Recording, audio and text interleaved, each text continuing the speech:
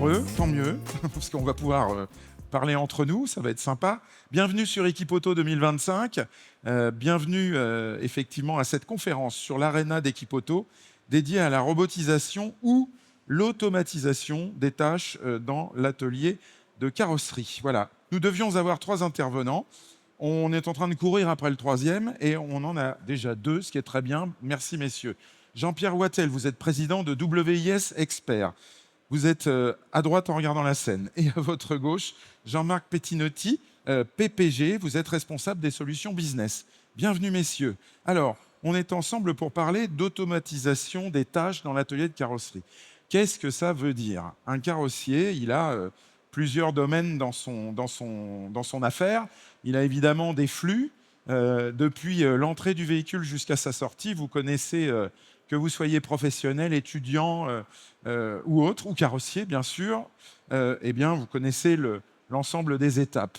Simplement, avec vous messieurs, je voudrais savoir comment est-ce qu'on peut encore automatiser quelque chose dans un travail qui finalement semble totalement manuel. Jean-Pierre Wattel. Oui, bonjour. En fait, je pense que dans le domaine de la carrosserie, ce qui est en train de se passer, et d'ailleurs on l'a vu hier, il y a eu 7 lots qui ont été attribués. Avec le micro strictement sur le menton. Oui, ouais. Il y a eu 7 lots attribués. Sur les 7 lots, il y avait 3 robots. Donc, ce qui veut dire au Grand Prix de l'innovation. Au Grand Prix de l'innovation. Ce qui veut dire que c'est un mouvement de fond. Et on est en train, c'est l'analyse que l'on a fait, nous, de notre côté, de basculer d'un monde qui était plutôt artisanal et exclusivement artisanal vers un monde où l'industrialisation intervient sur tout un tas de tâches qui préalablement étaient faites par des êtres humains, des tâches sans forcément avec beaucoup de valeur ajoutée.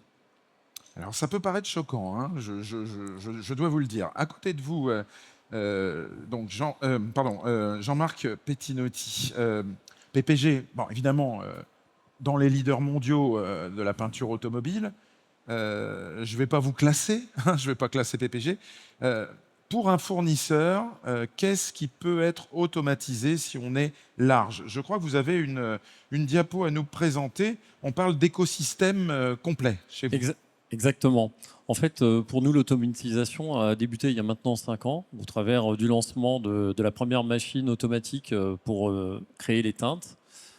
Ça répond aussi à une logique chez nous d'innovation qui est assez profonde, qui consiste tout d'abord en fait à limiter les tâches qui ne sont pas productives ou qui sont rébarbatives, et aussi rendre attractif en fait notre métier, parce qu'un des principaux problèmes, c'est le recrutement au niveau des peintres. Oui. Et donc au travers de ces différentes solutions, ça peut être une solution justement pour les attirer davantage. Le deuxième donc, la point... première chose, hein, on a compris le fond, hein, effectivement. On lutte contre la pénurie de recrutement. Absolument, oui. Donc, c'est une des premières raisons objectives de chercher de la productivité, des gains de productivité avec une automatisation de tâches. Exactement. Et la première des choses, c'était bien les teintes, donc la machine à teintes qui s'appelle Moonwalk chez PPG. Absolument. Au-delà aussi de la précision que ça peut représenter et aussi le gain de temps, qui va être épargné à ce type de tâches. Parce que c'est vrai que peser des teintes à longueur de journée, c'est pas forcément c'est rébarbatif. Et donc, le principe, c'est que le peintre puisse se consacrer sur ce qu'il sait faire le mieux et notamment en fait, appliquer les produits peinture. Donc ça a été effectivement notre première innovation. Aussi, dans le cadre de cette automatisation, ce qu'on a lancé il y a 2 ans aussi, c'est un outil qui permet aussi de trouver en fait, les bonnes teintes avec une représentation en 3D. Donc là aussi, toujours dans une logique en fait, d'automatisation, de précision au niveau de la teinte, ce qui va aussi engendrer bien sûr des économies en termes de temps et aussi des économies en termes de produits. Parce qu'à partir du moment où on est bien assuré de la bonne teinte, forcément, ça limite aussi le coût peinture. Et puis dernièrement, et là ça fait partie aussi de la grande nouveauté qu'on a lancée dans le cadre d'Equipoto, c'est un mélangeur en fait de couleurs. Ce qui est entouré, hein. Il y a un cercle bleu autour. C'était bien la dernière innovation, c'est une présentation en fait mondiale qui a été faite donc mardi dans le cadre d'Equipoto. Et là, qui consiste à bien mélanger en fait l'ensemble des ingrédients, parce qu'il s'avère qu'on peut avoir une très bonne précision colorimétrique, mais si un des actes manuels n'est pas fait correctement, il va sans dire que derrière la colorimétrie ne va pas être bonne, le véhicule ne va pas être à la bonne couleur, et donc ça va nécessiter de refaire en fait de la peinture. Ça, c'est évidemment, on sait tous, c'est une tâche manuelle que celle de mélanger la peinture, avec d'ailleurs une petite, je ne sais pas comment ça s'appelle, hein, l'outil. Spatule. C'est une Tout simplement. petite spatule métallique, hein. Ah, non, elle est généralement toujours plutôt en métallique. plastique. Ok, Il y en a d'accord. différentes sortes. Il y en a même aujourd'hui en bois. Alors, on sait que ça prend, ça paraît bête presque, mais oui, on peut automatiser même cette tâche-là et surtout la rendre plus efficace en même temps que plus rapide. Exactement. Ouais. Exactement, plus rapide. Et puis surtout, on est toujours dans. C'est typiquement quelque chose de très rébarbatif. Le peintre est obligé de le faire. Il ne le fait pas toujours aussi dans les bons temps, ce qui veut dire que derrière, le mélange n'est pas correct. Si le mélange n'est pas parfait, à ce moment-là, la colorimétrie n'est pas bonne. Le vernis n'est pas non plus aussi bien mélangé, ce qui peut occasionner des problèmes de qualité à terme. Avec ce produit-là, je l'ai vu fonctionner. On va chercher un gain de temps, c'est-à-dire on gagne plus de la moitié du temps simplement sur la fonction de mélanger. Exactement, parce qu'en fait, on ne se représente pas toujours, mais dans un acte de réparation, où on doit utiliser de l'après, du vernis et de la base, ça représente globalement à peu près dans les 4 minutes. Et là, grâce à cette machine, l'acte manuel ne représente plus que 10 secondes. Pardon. Ce qui sous-entend que, évidemment, plus l'atelier est important, et plus, évidemment, ça va générer une économie de temps assez substantielle qui va pouvoir être réinvestie dans d'autres tâches. Ouais. Alors justement, effectivement, ça nous amène à parler de quelque chose de très très sérieux qui est l'élimination des tâches sans valeur ajoutée ou sans beaucoup de valeur ajoutée. Jean-Pierre Wattel, là, vous êtes venu avec du lourd. Euh, on parle maintenant non plus d'automatisation, mais de robotisation. Vous présentez un outil qui est exposé chez notamment Autodistribution, et chez XL Peinture. Hein, voilà. XL, donc, qui est la marque de peinture et le réseau de carrosserie du réseau Renault. Expliquez-nous ce que c'est. On verra après une vidéo, mais je vous entends simplement déjà nous en parler. D'accord. En fait, c'est un assistant. On le présente en fait comme étant un assistant pour les peintres, pour pour appliquer le robot dans des conditions optimales de traitement, de fiabilité, de régularité, sans avoir le niveau de risque qu'il peut y avoir quand un être humain peint avec les erreurs qu'il peut produire. On est dans la logique de ce qui a été présenté précédemment, c'est-à-dire avec les tâches qui peuvent être industrialisées et robotisées avec un outil qui est performant, puisqu'il a été référencé par les deux marques que vous évoquez. Autodistribution et XL. C'est ça. Et qui permet, depuis à peu près 1 an qu'on a installé les premiers, maintenant, puisqu'on est à 10 installations, on a suffisamment de retours pour voir ce qui a été fait, comment ça a été fait, et surtout la fiabilité du produit. Sachant que le produit qui a été présenté, c'est une société partenaire qui a déjà plus de 8 ans d'antériorité en termes de développement. Donc on a l'antériorité du développement. Nous sommes allés le voir en Chine en termes de... Parce que c'est une fabrication et une ingénierie chinoise au départ. Tout à fait. C'est ça. Et que nous mettons en place sur le territoire français avec une évolution propre et spécifique au territoire français. Alors je le rappelle, hein, donc, on peut découvrir ce robot de peinture sur le stand d'Autodistribution et sur le stand d'XL Carrosserie. Hein, c'est ça, on est sur les deux. Je vous propose de regarder en vidéo ce qu'est ce robot d'application peinture.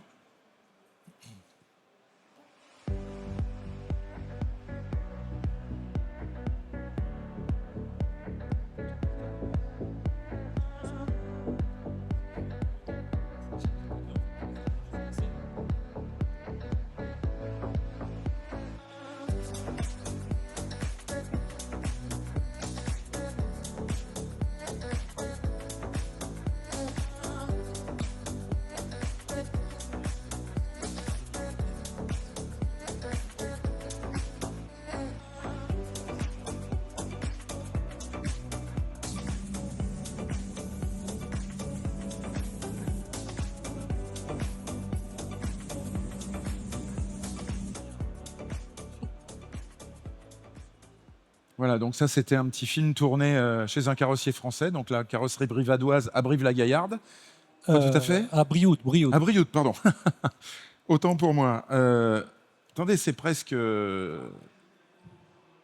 Il est là, le carrossier? Ah, bonjour, merci de nous rejoindre. Quel est votre nom? Je ne sais plus. Christophe Lecoq. Alors, on va vous donner un micro. Merci beaucoup d'être là. Désolé. Je n'en étais pas au courant, donc vous voyez, on découvre. Alors, pendant ce temps, on souhaite un anniversaire sur le salon. Alors, Christopher Lecoq. Oui. Alors, vous n'êtes pas la carrosserie brivadoise, vous êtes XL. Voilà, Oui, c'est ça. exactement. Très bien, Ouais. merci beaucoup. On va attendre que le bruit soit stoppé, là, parce que c'est...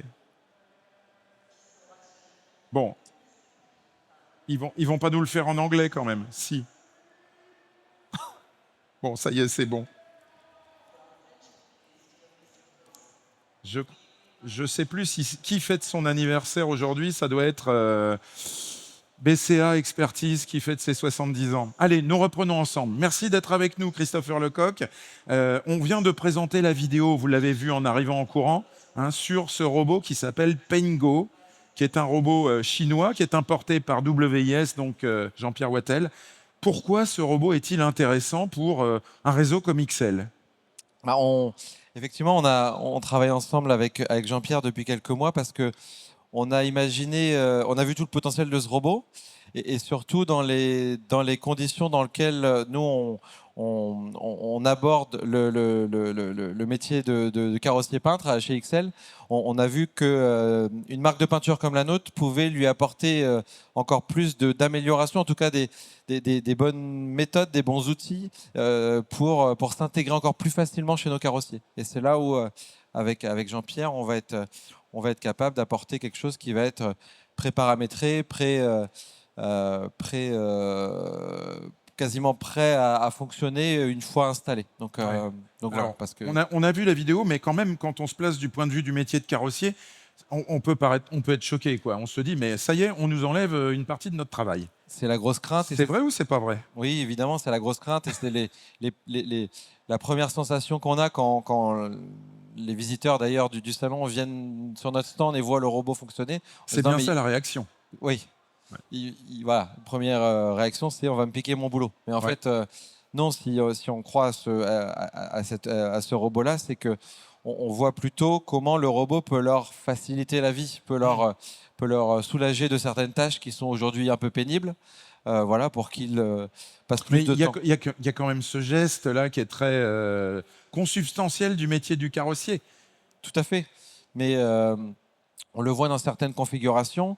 Ça peut être très vite pénible de faire des pavillons, de faire des normes latéraux de véhicules utilitaires, par exemple. Ouais. Et c'est là où tout l'intérêt du robot, c'est qu'il va pouvoir décharger de ces activités-là à faible valeur ajoutée et un peu pénible, le peintre, pour pouvoir lui permettre de se concentrer sur des activités un peu plus passionnantes, un peu plus motivantes, et un peu plus techniques d'ailleurs, où là, sa dextérité va être importante. On va prendre un autre cas, c'est celui par exemple de la restitution des véhicules issus de la location longue durée ou de la LOA.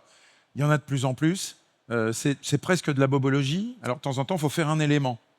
Là, ça rentre dans le cadre, c'est ça? Ça rentre dans le cadre. Alors, il y a différents types de bobologie, effectivement. Il y a des méthodes qui sont encore plus simples que le robot. Mais là, effectivement, quand on a des véhicules beaucoup plus complets à faire, là aussi, c'est clair. Le robot étant capable de faire soit un élément, soit quasiment un latéral ou une complète. Ben là, c'est pour les activités comme celle-ci qui font beaucoup de véhicules par jour, c'est aussi un gros gain de productivité. Jean-Pierre Wattel, pour les premiers robots que vous avez commercialisés en France, je crois qu'il y a déjà des robots installés. Oui, actuellement, on est à 10 installations, effectivement, 10 installations. sur différents segments de marché, sur différentes carrosseries, de la plus petite, on va dire, qui a 3 salariés, à la plus grosse, qui en a une trentaine. D'accord. Quelle est la motivation des carrossiers? On n'a pas réussi à les faire venir, hein, malheureusement. Oui. Que pouvez-vous dire de leur motivation à installer? Elles doivent être multiples. La principale motivation, c'est qu'il y a un manque de personnel. Il y a un manque de Donc, personnel on en compétent. revient exactement à ce Tout que à fait. disait Jean-Marc Pettinotti pour Tout à PPG. Ouais. Donc un gros manque de personnel, et pour former un peintre, il faut plusieurs années. Le fait de faire intervenir un robot dans un atelier permet dès le départ d'avoir une efficacité le premier jour de l'installation. D'accord. Et ensuite, il y a la partie aussi qu'on développe beaucoup avec XL notamment, c'est la partie RSE. C'est-à-dire que quand le robot peint, il n'y a personne qui doit être dans l'atelier, donc ça protège la santé des salariés sur les émanations, sur tous les problèmes qu'il peut y avoir, les troubles musculo-squelettiques, les problèmes de santé qu'il peut y avoir Tout à fait. issus de l'application des peintures sans protection dans les ateliers. Donc RSE, responsabilité sociétale des entreprises. Jean-Marc Pettinotti, PPG n'est pas totalement étranger à cette affaire. Vous avez notamment collaboré, enfin travaillé avec le fabricant pour que la peinture, être bien certain que la peinture puisse fonctionner avec ce robot. Oui, absolument. En fait, au travers de notre filiale établie en Chine, on a travaillé sur les développements de façon à ce qu'effectivement la qualité d'application soit optimale et qu'il n'y ait pas de différence à proprement dit entre la partie application robot et puis le geste humain. Et comme on en parlait, ce qui est très important, c'est que la première difficulté, c'est ce manque de main-d'œuvre sur lequel qui pénalise l'activité de nos clients. Donc là, il faut pouvoir leur apporter aussi une aide et le robot peut être effectivement une des mesures. C'est quand même relativement révolutionnaire tout ça dans l'atelier. Est-ce qu'on est au tout début, c'est ce que vous disiez Jean-Pierre Wattel, au tout début d'une tendance de fond qui va toucher beaucoup plus de tâches dans un atelier, qui pourrait toucher, restons au conditionnel, beaucoup plus de tâches dans un atelier?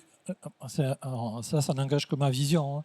Mais comme je vous l'ai dit tout à l'heure, sur les prix qu'il y a eu hier, il y a eu presque 40% des prix qui ont été donnés à des robots ou à des tâches qui deviennent robotisées. Donc je pense que c'est un mouvement sociétal qu'on ne peut pas endiguer, qui va s'accélérer parce que l'intégration de l'intelligence artificielle va augmenter la rapidité de la mutation. Notamment, on le voit sur l'intégration du robot, c'est-à-dire qu'il apprend en travaillant. Plus il travaille, plus il apprend et plus il devient efficace et plus il devient fiable. Donc, dans l'avenir, ce robot qui a été le premier en Europe et le premier en France qu'on a installé va amener d'autres confrères, puisque déjà la société avec qui on travaille a déjà en projet plusieurs robots collaboratifs à venir. D'accord, très bien. Christopher Lecoq, si on se met à la place des carrossiers, qu'est-ce que vous pourriez imaginer comme tâche répétable et automatisable rapidement, si on considère que l'application peinture, c'est déjà fait? Oui. La tâche qui spontanément nous vient tous à l'esprit après, c'est le ponçage. C'est une des activités les plus rébarbative entre guillemets. C'est un métier clé parce que la qualité de la réparation va dépendre énormément du ponçage. Donc c'est aussi pour ça peut-être que ça va venir après et pas avant. Mais c'est clair que le jour où l'activité de ponçage, on voit déjà aujourd'hui des robots, mais qui ne sont pas aussi autonomes et intelligents que ce qu'on peut faire en peinture. Mais voilà, je pense qu'avec la technologie qui évolue, comme le dit Jean-Pierre, à une vitesse encore plus folle, on va y arriver. Et c'est sûr que cette activité-là de ponçage chez les carrossiers est une vraie demande, une grosse demande. Ouais. Alors avec le robot Paingo, donc, puisqu'on peut le citer, on s'occupe de l'application de la base, on est d'accord? Et pas que. L'après, la base, mais et le vernis. Et le vernis, oui. D'accord, pardon, je ne savais pas. Ok. Donc on fait quand même la totalité de l'opération de mise en peinture. Tout à fait. D'accord. Bon, alors le ponçage, étape suivante, si j'ai bien compris. Qu'est-ce qu'on peut encore imaginer? Est-ce qu'on en a encore sous le pied? Jean-Pierre Wattel, vous qui êtes complètement indépendant de tout ça, c'est vrai que vous pourriez avoir des tentations de commercialiser d'autres produits, d'autres solutions. En tout cas, il y a une évolution du robot, puisque celui-ci est adapté au monde de la carrosserie plus traditionnelle, c'est-à-dire automobile. Mais il y a déjà d'autres robots qui sont créés, qui sont en développement, dont la commercialisation va commencer à la fin de cette année, début de l'année prochaine, sur d'autres segments comme les camions, les bus et d'autres segments d'application de la peinture. C'est ça. Tout ce qui touche le monde de la peinture. Et toutes les mobilités, bien entendu. Tout à fait. Bon. Est-ce qu'on peut imaginer aussi la fonction « je lave la voiture avant qu'elle reparte », d'automatiser cette tâche-là? Oui, j'imagine que c'est assez facile. Ça existe déjà, d'ailleurs. Ça existe déjà. Après, comme je vous le disais, l'intégration de l'intelligence artificielle permettra à terme de fluidifier toutes les datas. Et en fait, pour moi, la prochaine étape, ça sera cette étape-là qui va connecter les datas et qui permettra de les rendre circulaires, c'est-à-dire du spectro à la machine qui prépare les teintes, à l'utilisation du robot, les datas étant récupérées et ensuite réinjectées dans le réseau pour apprendre encore plus et améliorer l'efficacité du robot. Est-ce qu'on peut imaginer, Jean-Marc Pettinotti, que la carrosserie devienne réellement une petite usine avec toute l'automatisation, entre guillemets, qu'on peut voir chez un constructeur automobile, par exemple? Je pense que les limites de l'innovation vont pouvoir sans doute y répondre en partie. Je pense que dans le cadre de l'automatisation aussi, ce qu'on peut observer, c'est notamment sur les centres de reconditionnement VO, où là on veut industrialiser les tâches. Et là on est déjà bien en avance par rapport à cela. Et là, nous, notamment avec le lancement de la teinte représentée en 3D, ça y participe grandement, parce que là, on a beaucoup de teintes à traiter dans un délai très très court. Donc oui, je pense. Après, je ne connais pas en fait aujourd'hui quelles pourraient être les limites, mais ce dont on s'aperçoit, c'est que finalement, au fil du temps, on trouve toujours des solutions, toujours pour améliorer la rentabilité, pour accélérer les process. Donc je pense que c'est sans fin finalement. Et puis, il y a des actions qui sont des tâches qui sont en train de s'ajouter aussi. Par exemple, les ADAS, ça, aujourd'hui, on est bien obligé d'intervenir sur les ADAS, soit en sous-traitance, soit en intégrant effectivement la recalibration. Le diagnostic parfois, et en tout cas la recalibration dès qu'un capteur a été touché. Donc ça veut dire que d'un côté, on va récupérer du temps sur de la technologie, on va récupérer du temps sur des tâches répétitives, de l'autre, on va gagner de la main-d'œuvre à forte valeur ajoutée finalement pour les fonctions technologiques du véhicule. Jean-Pierre Wattet? En fait, c'est exactement. Si on se met vraiment à la place. Hein, voilà. Si on prend un peu de recul, c'est exactement cette vision-là que l'on a. C'est-à-dire qu'on va orienter l'activité vers des tâches à forte valeur ajoutée et aussi vers une traçabilité des datas qui permettra à terme d'avoir un vrai détail sur la rentabilité tâche par tâche, ce qui n'est pas forcément le cas actuellement, puisque c'est assez compliqué d'avoir une bonne rentabilité. Sur le robot, par exemple, on peut savoir le nombre d'éléments qui sont peints chaque semaine et la typologie des éléments. C'est-à-dire, est-ce qu'on a peint 10 portes, 3 capots? Donc, ce qui permet, avec l'évolution et le développement, puisque c'est un développement mondial, c'est pas, on parle de la France, mais en fait, le robot est implanté dans pratiquement tous les pays dans le monde aujourd'hui, depuis 1 an. C'est le début du lancement, mais l'évolution commence maintenant et le développement commence maintenant. Après, ce qui est très important pour nous, en dehors du fait de vendre et d'installer, c'est la partie formation. C'est le lien qu'il y a en fait entre la robotisation à tout crin et l'humanisation. C'est-à-dire le robot doit s'intégrer dans le processus, comme l'a fait très bien XL, puisqu'ils l'ont appelé l'assistant numéro 1. Ce n'est pas un robot qui peint tout seul, c'est un robot qui est au service de l'être humain.